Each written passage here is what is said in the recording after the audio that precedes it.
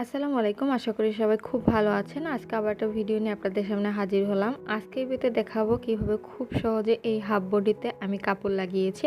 আশা করি এই ভিডিও দেখলে সকল বয়সের বাচ্চাদের জন্যই কিন্তু কাপড় লাগাতে পারবেন এই হাফ বডিতে। তো এই হাফ বডিটার ভিডিও অলরেডি আমি আমার চ্যানেলে আপলোড করে দিয়েছি। আপনারা যারা এখনও ভিডিওটি দেখেননি তারা অবশ্যই ভিডিওটা দেখে নেবেন।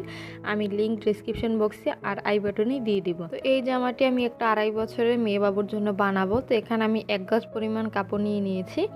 তো এবার আমাদের মাপটা নিয়ে নিতে হবে যে হাফ বডিটা আছে এটার উপরের দিক থেকে কাঁধের যে অংশটা আছে ওই অংশটার জন্য আমি এখানে 2.5 ইঞ্চি রাখলাম। 2.5 ইঞ্চি রেখে যদি আমরা এই হাফ বডিটা মাপি তাহলে কিন্তু হাফ বডিটা আমাদের 6.5 ইঞ্চি, মানে উপরের ফিতার মাপ অনুসারে কিন্তু হাফ বডিটার মাপ এখানে আমি নিয়ে নিলাম। তো আমরা এখানে সেলাইয়ের জন্য হাফ ইঞ্চি নিয়ে নিলে যদি আমরা 6 ইঞ্চি ধরতে পারি, তো আমার টোটাল যে লম্বা হবে যে জামাটা ওই জামাটা থেকে এখন আমাদের ওই 6 ইঞ্চি বাদ দিয়ে নিচের পার্টের কাপড়টা কেটে নিতে হবে।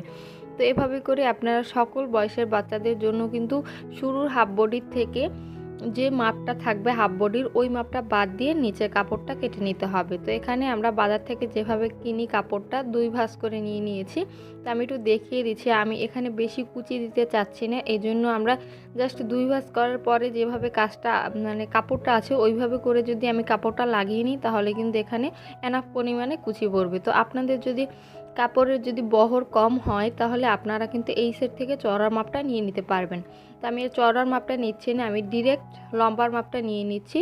তো এখানে আমার 16 ইঞ্চি হলো এখানে লম্বায় থাকবে, তো আমি 2 ইঞ্চি সেলাইয়ের জন্য বেশি নিয়ে নিলাম। টোটাল 18 ইঞ্চিতে দাগ দিয়ে নিচ্ছি। এরপর আমি কাপড়টা কাটিং করে নিব।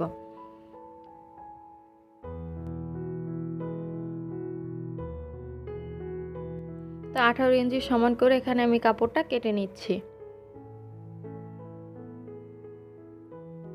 তো এখানে কাপড়টা কেটে নিয়েছি। আমরা যেহেতু 2 পার্ট করে কাপড়টা কেটেছি এজন্য জাস্ট এখানে কিন্তু একটা সেলাই করলেই কিন্তু আমার এই রাউন্ডটা হয়ে যাবে।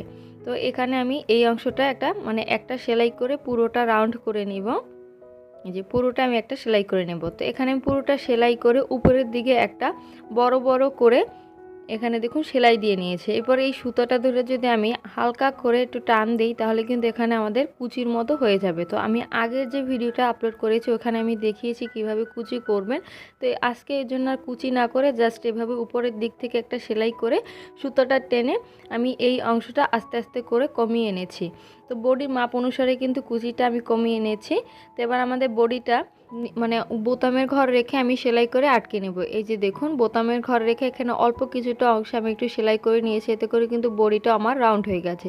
এবার যে কাপড়টা আমরা কুচির মতো করে রেখেছিলাম ওই কাপড়টা জাস্ট এই যে বডিটা আছে এই বডিটা কাপড়টার উপরে রেখে একটু খেয়াল করে দেখুন, আমি কিন্তু বডিটার উপরে কাপড়টা নিচে থাকবে আর বডিটা কিন্তু উপরের দিকে থাকবে, কারণ লেসটা আমার যেহেতু আমি লেস তৈরি করেছি এজন্য লেসটা তো আমার উপরের দিকে থাকবে।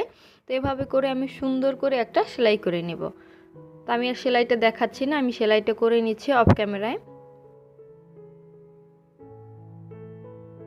তো এখানে সেলাইটা আমি করে নিয়েছি। এবার আমরা ফিতা তৈরি করব। তো আপনারা চাইলে কিন্তু কুশি কাটা দিয়েও ফিতাটা তৈরি করে নিতে পারেন, তবে আমি যে কালারের কাপড় দিয়ে বডিটা তৈরি করেছি ওই সেম কালারের কাপড় দিয়ে আমি এখানে ফিতাটা তৈরি করে নিব। তো এখানে কিন্তু এটা আমার বোতামের ঘর। তো ফিতাটা তৈরি করার জন্য আমাদের কাপড়টা একদম সমান ভাঁজ করে দেন 2 সাইড থেকে ফিতাটা তৈরি করে নিতে হবে। তো আমি এখানে শুরুতেই ফিতাটা কেটে নিচ্ছি। তো ফিতাটার জন্য এখানে আমি 2 ইঞ্চি সমান করে ফিতাটা জন্য কাপড় কেটে নিচ্ছি। আপনারা যদি ফিতাটা মোটা করতে চান তাহলে কিন্তু এখানে 4 ইঞ্চি সমান করে কাপড় কেটে এরপর সেলাই করে নিতে পারেন, এতে করে কিন্তু আপনাদের ফিতাটা 2 ইঞ্চির হবে। তো এখানে যে ফিতার জন্য আমি কাটটা করেছি এটা কিন্তু আমার প্রায় 2 ইঞ্চি কেটেছি, তো আমার 1.5 ইঞ্চির মতো করে এখানে আমার ফিতাটা থাকবে। তো এবার জাস্ট এই কাপড়টাকে উল্টো সাইড করে আমরা সেলাই করব। উল্টো সাইড করে এভাবে ধরে 2 সাইড একটা সেলাই করে দেব।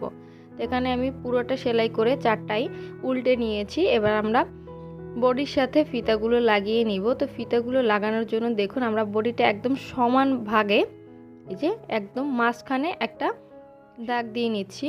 এই যে এবার মাঝখান থেকেই আমরা এই যে কাঁধের অংশটা বের করে নেব। তো মাঝখান থেকে আমরা ফিতা ধরে একটু খেয়াল করে দেখুন, আমি ফিতা ধরে এই সাইড থেকে 2 ইঞ্চিতে আবার একটা দাগ দিয়ে নিচ্ছি।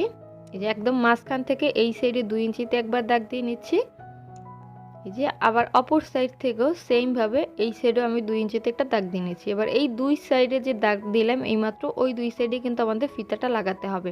মানে এখান থেকে এই ফিতাটা লাগাতে হবে, আবার অপরের যে ফিতাটা আছে ওই ফিতাটাও কিন্তু এই সাইডে যে 2 ইঞ্চি রেখে আমি দাগটা দিয়েছি ওইখানে ফিতাটা লাগিয়ে নেব।